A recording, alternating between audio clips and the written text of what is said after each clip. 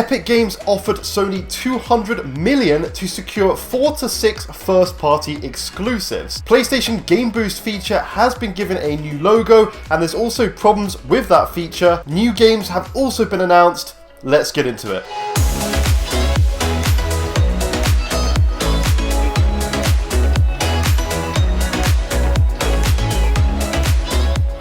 What is up, guys? Welcome back to another Major Event video here. So we have some changes here to the channel today, as you can see, which is me and my face being on it. I hope you guys don't mind that. I'm still going to do the usual cutting into trailers or whatever I'm talking about at the time, but I am actually going to be putting my face on camera now with my gorgeous, beautiful setup that I hope you like. It's a little bit messy with the games here. I've been installing a few different things. I probably shouldn't turn away from the mic when I talk, but I've been installing a few different things on my PlayStation, so I'm excited to play some new games and stuff. But this is how the channel is going to look now. You've got me on it, and obviously, as I say, you're going to have all the usual stuff in the background. But we have some interesting topics to discuss today. But first, I'm going to give you your usual reminder that we do here on the channel, the PlayStation Plus games for the month right now, which are Wreckfest, Battlefield 5, and Stranded Deep there on the PlayStation side. And on the Xbox Live side, we have Armello, Lego Batman, Dungeons 3, and Tropico 4. So yeah, make sure you guys download those or just add them to your library so that they're there if you want to play those in the future. Right, so without further ado, let's just get on to the news here today.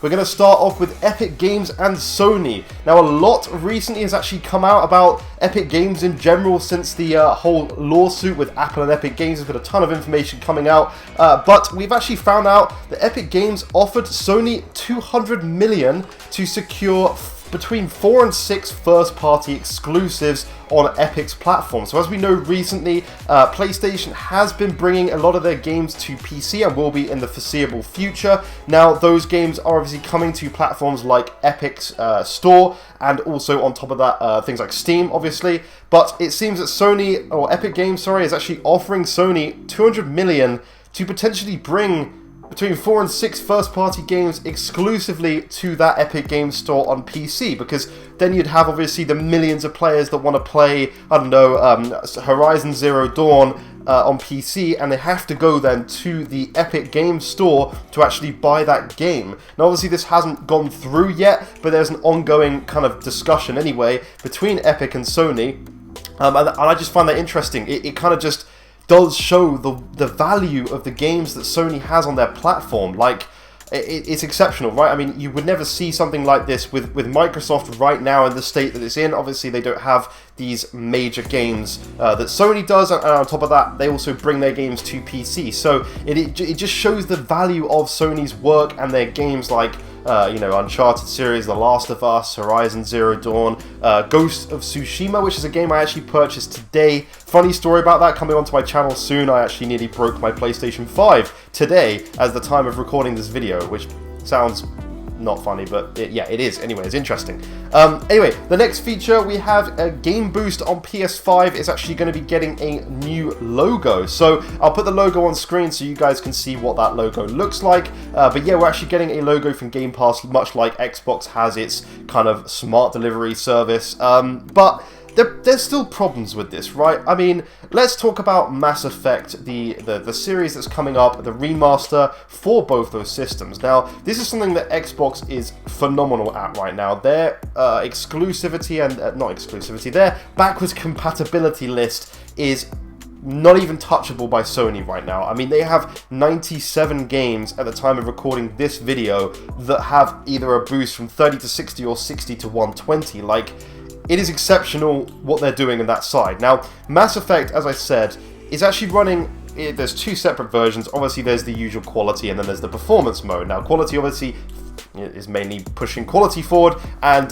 performance mode is obviously higher frame rate with lower resolution. Now, on those performance mode on these Mass Effect games, you are going to be looking at 1440p 60 FPS on the PlayStation 5 and 1440p 120 FPS on the Xbox side. Now, I want to say, before everyone goes crazy about Xbox being better and stuff, I am balanced on both. As you can see, I'm wearing a flippin' Xbox t-shirt with a PlayStation 5 and a Series X in the background. But the PlayStation 5, right, it can run this game at 120 FPS.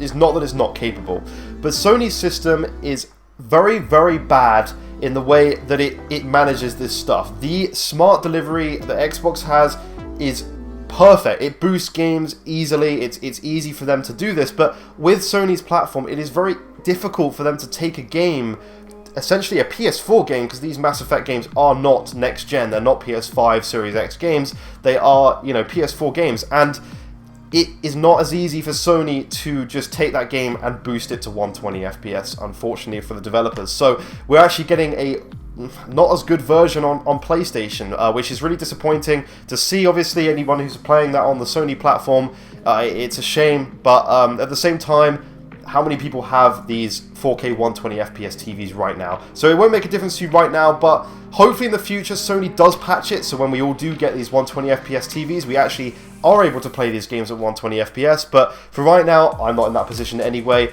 and yeah, it'd be nice to Sony to catch up to Microsoft, because it's something Microsoft are just untouchable on right now. Lost Judgment has been announced for PlayStation 4, 5, Xbox One, and the Xbox series of consoles. Obviously, this game looks very much like Judgment. This game here, I actually purchased this very recently off eBay, but the next one is called Lost Judgment, so I'm really interested to see what that's like. This is still on my backlog to dive into. There's just so many games, guys, right now. It's unbelievable how much there is to play on top of a backlog. As I said, I just bought Ghost of Tsushima, and that's a game that I'm desperate to dive into. But yeah, that has been announced for all the systems, all the consoles, and yeah, another game that I will be probably pre-ordering once I play this one, and I'll love it. I'm sure I've heard a lot of things that this game, Judgment, is actually better in some ways than the Yakuza series, so I'm definitely interested to dive into that one.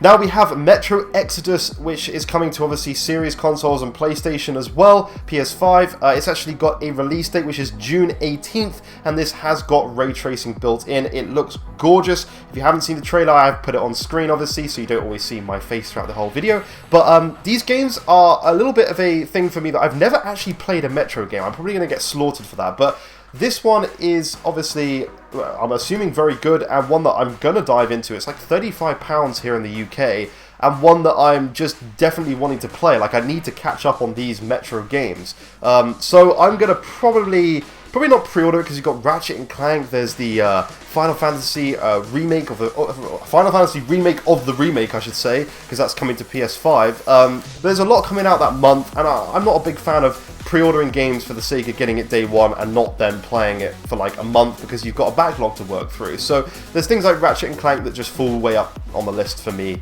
compared to Metro Exodus, but still, it is one that I am looking forward to. One that I'm going to definitely get my hands on at some point.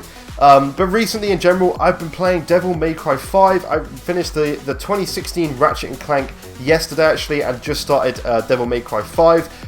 Ratchet and Clank, the reboot, I should say, definitely not as good as the original games, but I'm fingers crossed this Rift Apart, or whatever it's called, Rift in Time, can't remember the name, but Rift Apart, I pre-ordered that, can't wait to play that game. I love Ratchet and Clank in general, but I'm very much excited to get my hands on that, so hopefully that'll be a good game, fingers crossed. But that is pretty much it for this video, guys. I do hope you have enjoyed it. Let me know what you think of this kind of format. I thought I'd bring you into my home a little bit, make it a little bit more homely. You can see what I've been playing or what I've installed on my PlayStation recently. I thought it would make it a bit like, you know, one-on-one. You guys get to see me as a person, and yeah, we're going to do some awesome things. I'm going to be doing some eBay unboxings of stuff soon in the near future. I'll probably do a few game reviews and things like that as well, because I'm interested in talking about what I've been playing. But the news videos are going to be happening every single week, whether it's once or twice a week, depends on what's going on. But thank you guys for watching, I appreciate it. Do consider leaving a like, do subscribe for more content in the future, and I will see you in the next video. Bye bye, guys.